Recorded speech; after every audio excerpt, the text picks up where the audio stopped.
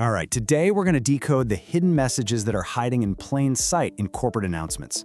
We're going to look at two very different companies and the strategic moves they're making, which reveal two totally unique paths to growth. So let's dive in.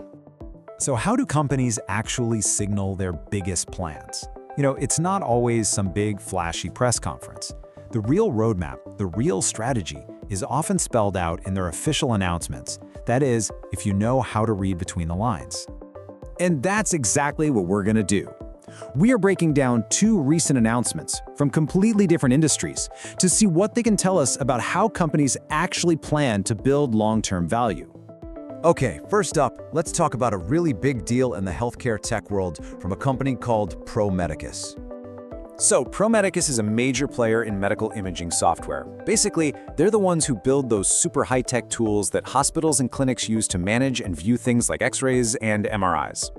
So what's their big move? A massive 23 million Australian dollar 5-year contract with the University of Maryland Medical System. And this, right here, is a classic growth strategy. Good old-fashioned customer acquisition. In the world of enterprise software, this is how you build an empire. One major, long-term contract at a time. And just to give you a little more context here, Medicus has been in the game for a while, since 1983. Their flagship product, the Visage 7 platform, is what this new deal is all about. And they are a truly global player, with their headquarters in Australia but a major presence all over the world. Now, this is where it gets really interesting. Check out this quote from their CEO, Dr. Sam Hupert. He's telling us two super important things here. First, the platform is cloud-based, which is, let's be honest, where the entire industry is headed. And second, he frames this deal not just as a single win, but as proof that their tech is becoming the new standard. That tells you their strategy isn't just to compete, it's to lead and define the entire market. All right, let's do a complete 180. We're shifting gears from healthcare tech in the US all the way to offshore energy exploration in Peru with our second company, CONDOR Energy. CONDOR Energy is all about exploring for oil and gas off the coast of Peru. And, as you're about to see, their strategy for growth could not be more different from what we just saw with Medicus.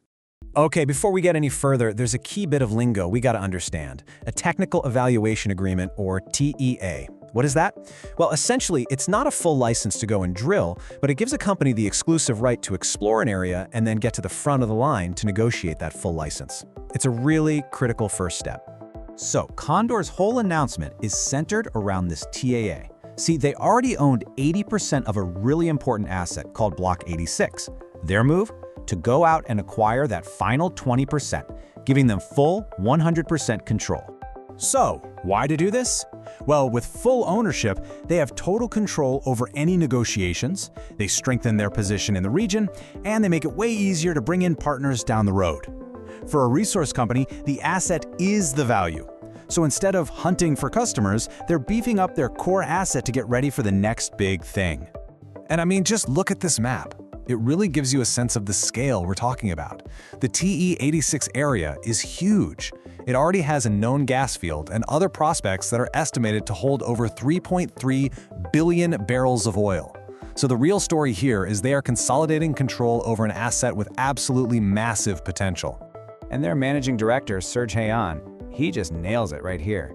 He says this move is all about simplification and control. It's an internal-facing move designed to streamline everything and make them a more agile and attractive partner for the huge development work that's coming up. So now we've seen both sides of the coin. Let's put these two totally different approaches right next to each other. Both companies are aiming for growth, but wow, are they taking different paths to get there? And here it is, laid out plain and simple.